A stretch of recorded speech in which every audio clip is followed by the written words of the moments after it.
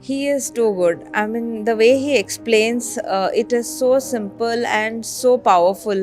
Like एक ही बार explain करते हैं, but it goes straight into your mind. It is so easy to understand. He is, I think, very awesome person, and I guess a good soul also. So I say I feel very blessed. ये 4 दिन मेरी life को पूरा totally change कर देंगे and really thanks. मैं अपने career में अच्छा कर रही हूँ बट मुझे लगता है मैं और भी अच्छा कर पाऊंगी अब। Thank you, thanks a lot. At least I achieve even a half of what he wants to give me. I'll be one day the best and successful numerologist. He teaches in such a very easy way. Anybody should be able to understand. And that is all his experience that he shared with us. He's making it very easy for us. So a big thanks to Arvind sir. Fantastic is a small word, क्योंकि उनका सिखाने का तरीका, उनका flow और उनकी connectivity इतनी beautiful है, इतनी सुपर्ब है कि no words. Everything is practical, everything is real. This is the best thing about him. Thank you so much Arvind sir, really appreciate.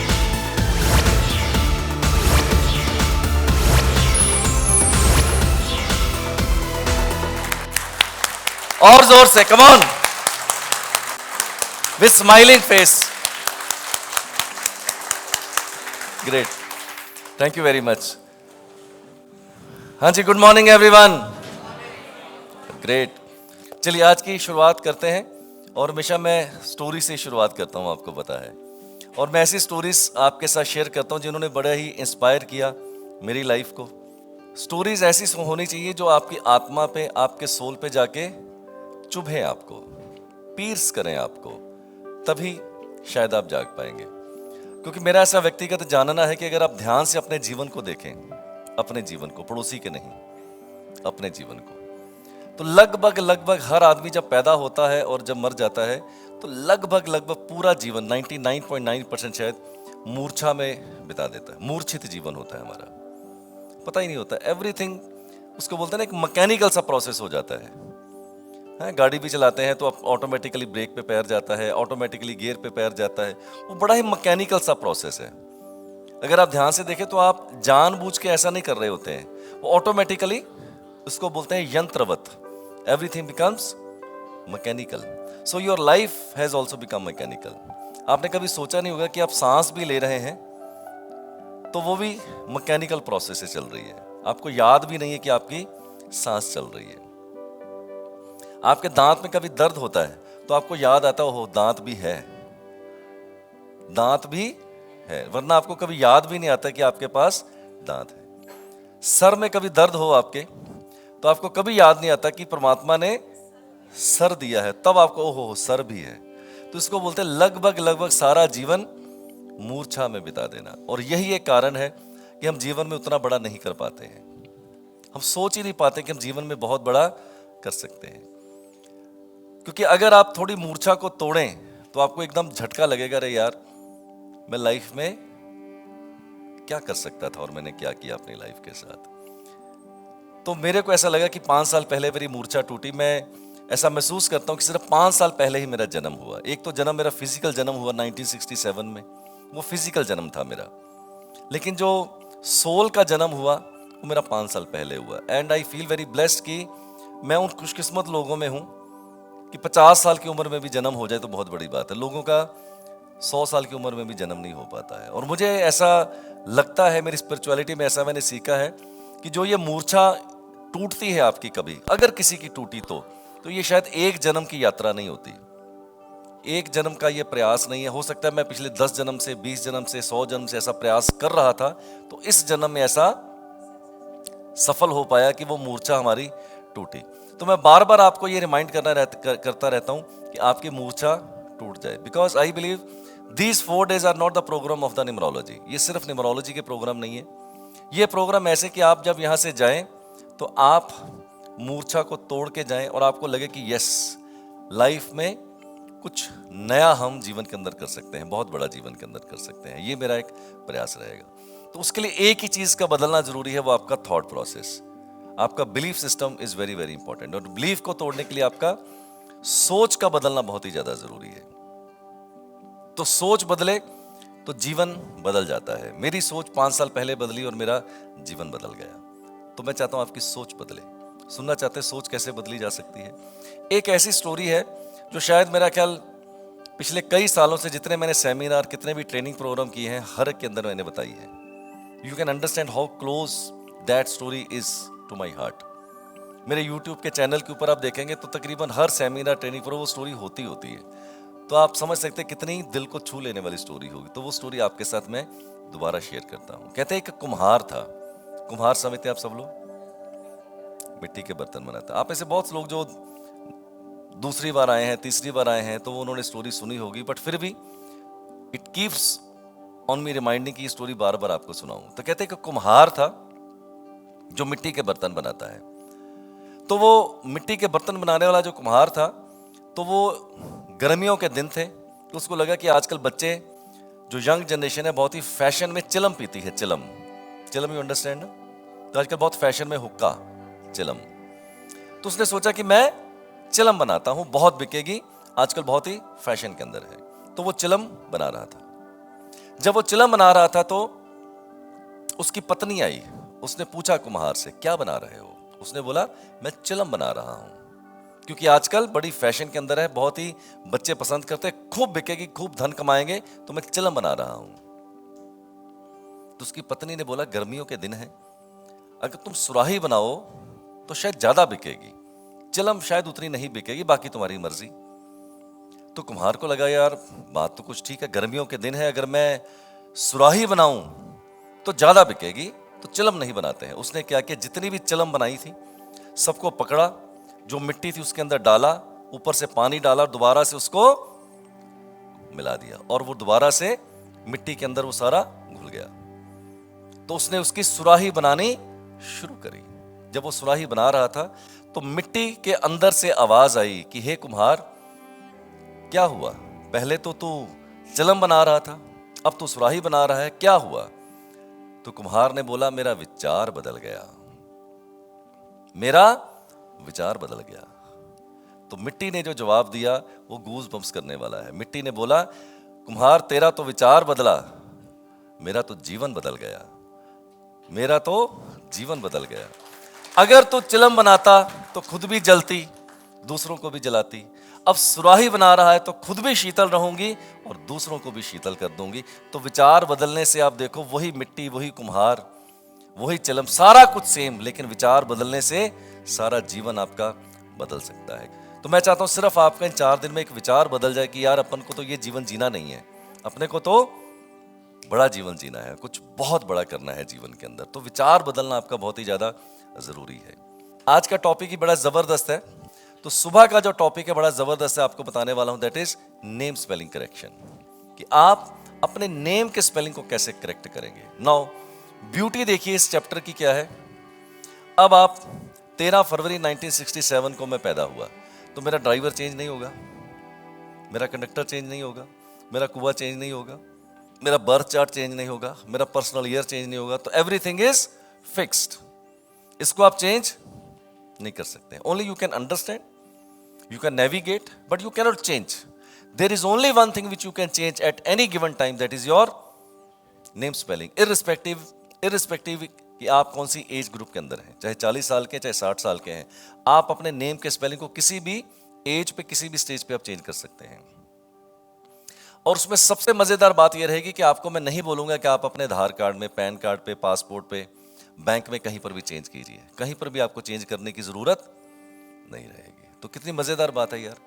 और मेरा व्यक्तिगत ऐसा जानना है अपने एक्सपीरियंस से, अगर आप अपने नेम के स्पेलिंग को सिंक करते हैं अपने बर्थ चार्ट के साथ, अपने ड्राइवर के साथ, कंडक्टर के साथ, ऐसा अनुमान है मेरा कि 30 to 40% आपकी जो सफलता है वो इसके ऊपर डिपेंड करती है।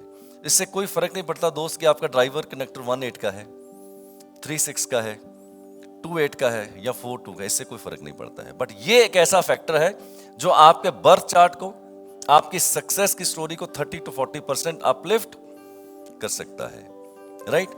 और जब मैं नेम स्पेलिंग आपको सिखाऊंगा तो इसको मैं बोलता हूं जीरो टॉलरेंस जोन। इसके अंदर जीरो कॉम्प्रोमाइज होगा, 1% के आधा % भी कॉम्प्रोमाइज हम लोग नहीं करेंगे, क्योंकि इसके अंदर best and the best shot आपको प्ले कर देना है, राइट?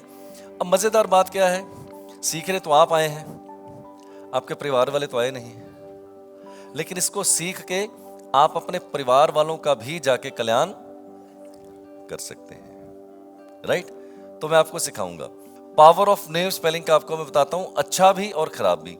आपने देखा होगा कई बार आपका ड्राइवर कनेक्टर अच्छा है, आपका चार्ट भी अच्छा है, लेकिन आपके नेम के स्पेलिंग ऐसे नंबर पे आ जाते हैं कि वो पूरे का पूरा कचरा कर देते हैं, आपके पूरे नंबर्स का कचरा कर देते हैं, राइट?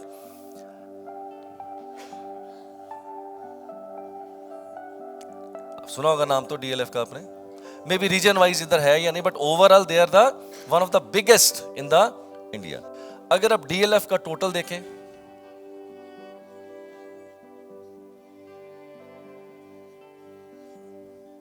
इट कम्स टू 6, और आ कहां से रहा है, 1 + 5। अब उसके मालिक को भी शायद नहीं पता होगा कि उसकी सफलता में नाम का कितना योगदान है, राइट? अगर आप देखें ऑटोमोबाइल इंडस्ट्री की अगर हम बात करें तो 2 कारों का आपका बताता हूं। अगर आप देखें तो मारुति एक ऐसी कंपनी थी जो एक टाइम पे सिंक कर रही थी, बट एक कार ने उसका पूरा जीवन बदल दिया। आज भी मुझे पता नहीं आज उसका क्या कंट्रीब्यूशन है, पर उसने उसकी डूबती नैया को पार कर दिया। That was Alto. अगर आप सर्च करेंगे गूगल के ऊपर यूनिट के हिसाब से, दिस इज द हाईएस्ट, अभी शायद नहीं होगा बट एक टाइम पे this was the highest,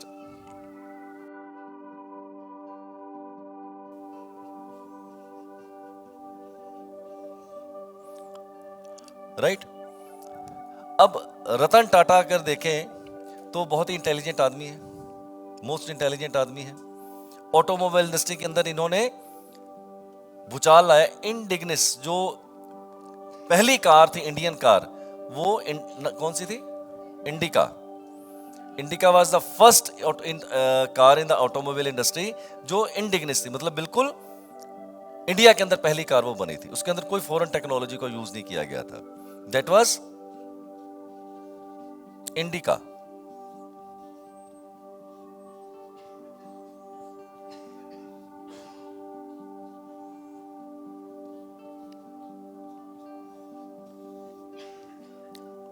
right?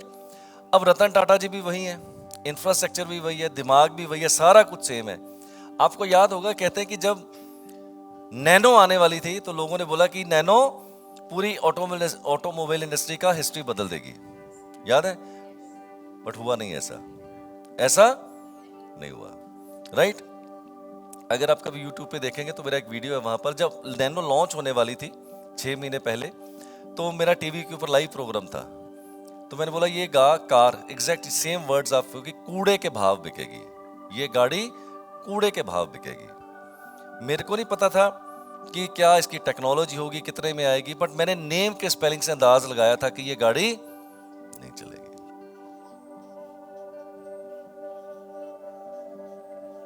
अब मैं आपको बताता हूं, प्रॉब्लम 9 की नहीं है। रतन टाटा इज नंबर 1, उनका जो ड्राइवर है नंबर 1 है, 9 के साथ फर्स्ट क्लास कंपैटिबिलिटी, बट मैंने बोला दिस इज द प्रॉब्लम 18। ये 9 आ कहां से रहा है, वो आ रहा है आपके 18 के कॉम्बिनेशन से आ रहा है, तो मेरा अनुमान था कि ये गाड़ी नहीं चलेगी। 1 से 2 अल्फाबेट मैक्सिमम ऐड करें। आपके नेम के स्पेलिंग में अल्फाबेट को डिलीट करना बहुत ही मुश्किल होगा। Deletion is very very difficult, but addition is always easy. Delete कर सकते हैं, उसमें कोई फार्मूला नहीं है कि आप डिलीट नहीं कर सकते, लेकिन डिलीट करना किसी भी अल्फाबेट को बहुत मुश्किल है, बट ऐड करना हमारे लिए थोड़ा इजी रहता है। और जब भी आप ऐड करें तो कोशिश करें कि 2 अल्फाबेट से ज्यादा उसके अंदर ऐड ना करें। तीसरा, जब भी आप एडिशन या डिलीशन उसके नेम के अंदर करें, उसके नेम का साउंड नहीं चेंज होना चाहिए। क्या चेंज होना चाहिए? वाइब्रेशन। वाइब्रेशन चेंज करना है, साउंड उसका चेंज नहीं करना है। जैसे अब मेरे नेम को आप अगर एक फ्लो के अंदर पढ़ेंगे तो ये अरविंद सूद ही पढ़ा जाएगा, ARVIENDSUD। अगर मैं डबल O लिखूं तो भी सूद पढ़ेंगे, और अगर मैं AIEND लिखूं तो भी आप अरविंद ही पढ़ेंगे। तो हमने नेम का साउंड नहीं चेंज करना। कुछ लोग क्या करते हैं, साउंड चेंज कर देते हैं। कुछ लोग साउंड चेंज कर देते हैं। कैसे? अरविंद की जगह पे बोलेंगे यार आप एक काम करो, या पी लगा लो, परविंद कर लो, तो बोलेगा ये कौन है? तो आप अपने नेम को खुद ही पहचान नहीं पाएंगे। तो नेम का साउंड नहीं चेंज होना चाहिए। जब आप पढ़े तो वो अनुराधा ही पढ़ा जाना चाहिए, अनुराधम नहीं, आराध्या नहीं, है ना। नाउ सबसे पहले मैंने दो चीजें इकट्ठी बोली हैं, बट ये कोई थंब रूल नहीं है। How to detect the profession, अगर आप नंबर 1 से रूल होते तो मैं बोलूंगा business is better, but this is not a thumb rule. अब आप ये मत अभी मेरे से पूछेगा कि नंबर 1 कौन सा, थोड़ी देर में मैं आपको खुद ही बता दूंगा कि ये कौन सा नंबर 1 है। ड्राइवर का है, कंडक्टर का है, चार्ट का है, अभी मत पूछिएगा, मैं थोड़ी देर में आपको खुद ही बता दूंगा। नंबर 2, अगर हम लार्जली बात करें तो नंबर 2 बेसिकली क्या है, एक सौम्य प्लैनेट है, तो इसको जॉब ज्यादा बेटर है, but it is not a thumb rule. तो 2 नंबर वाले को मैं बोलूंगा कौन सा प्रोफेशन करना चाहिए। अब 2 नंबर चंद्रमा का है तो मैं बोलूंगा water related, dairy, milk products, navy और कंसल्टेंसी बिजनेस। करेक्ट?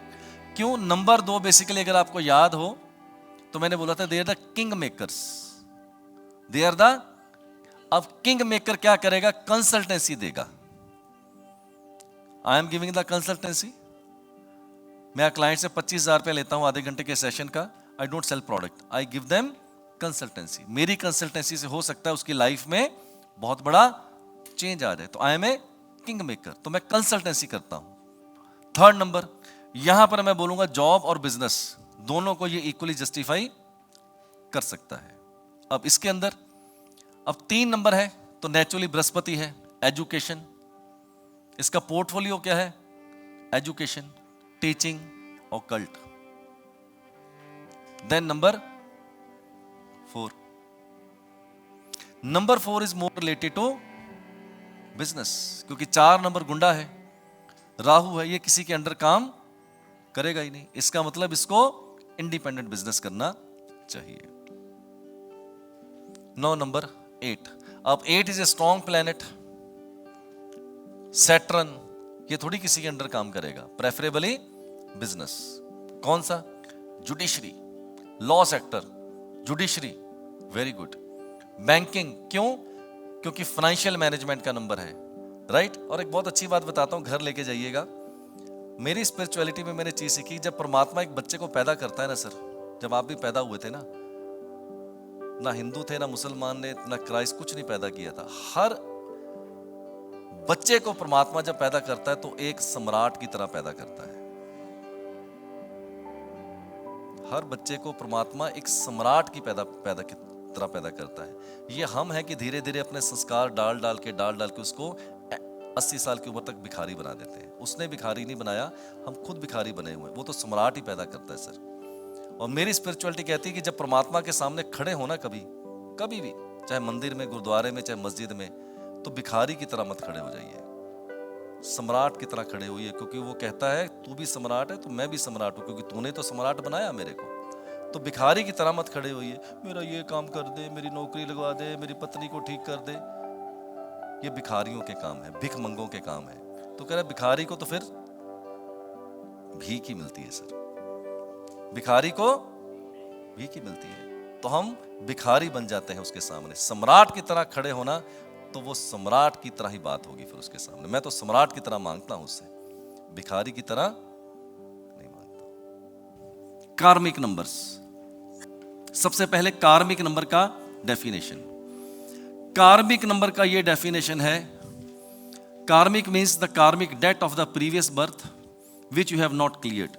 पिछले जन्म के डेट्स, कर्जे आपने कैरी फॉरवर्ड किए हैं इस जन्म में और आपने उसको नहीं उतारा है। That debt is carry forward in this birth life. If it does not clear in this birth, it can be further carried forward in your next birth. This is called karmic debts. ये है कार्मिक number 10, 13, 14, 16 और 19। इसका मतलब if anybody is born on these dates of any month, this is called the karmic numbers.